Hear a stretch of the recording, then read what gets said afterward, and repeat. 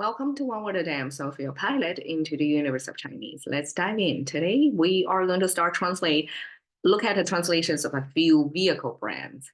宝马. Well, by the sound of it, you probably won't get directly it's BMW.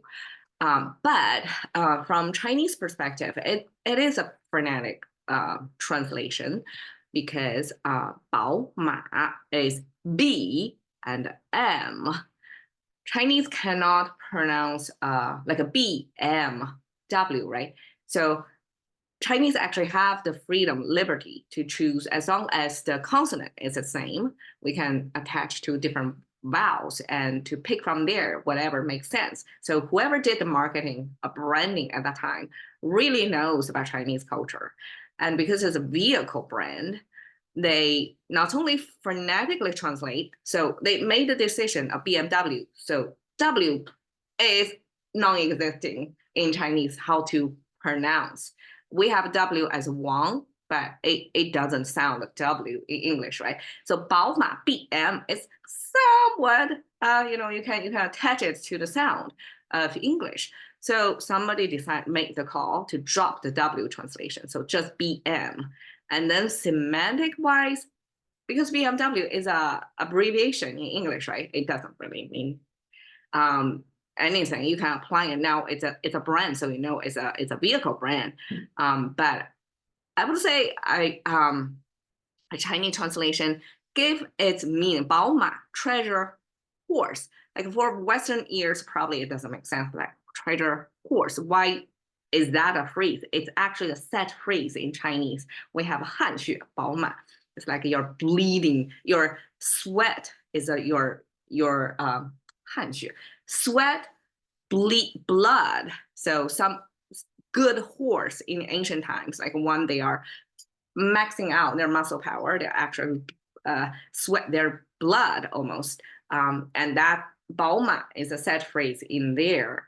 And Chinese treasure such a good horse because they are expensive, they are rare, and only the top, whoever can afford them, would have this horse. And in ancient times, just I guess in English culture as well, horse was used as a vehicle, major vehicle. Like before locomotives was invented, horse was the major travel assistance for humans, right? In China as well, like besides it's a wartime machine as well back then, but it was used as a transportation need. So this 宝马 then represented lots of things. Like it's the speedest, the top speed, best performing horses, either used for war or transportation. It has this already prestige attached to this set phrase.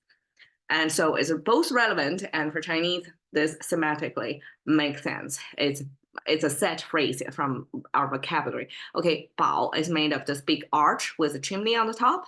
It's a private space. It means a man-made private space. With this chimney on the top, it's make it even more like you have a kitchen in there, have a private space. Anyways, so there's three things packed underneath that are all type of treasure, all type of money or value carrying vehicles. So this is jade, and this is actually a building material in the past.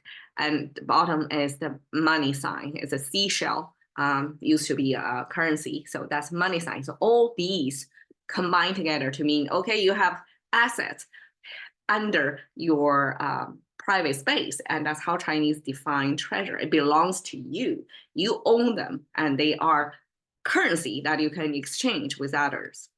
Okay, 马 just visually is a horse. That's how Chinese map this gorgeous animal into our language. Has the tail, the mane of the horse, and the four legs. I mean, isn't that amazing? So 宝马to me is a sums up translation into the branding in Chinese. All right, thank you for your time. See you next.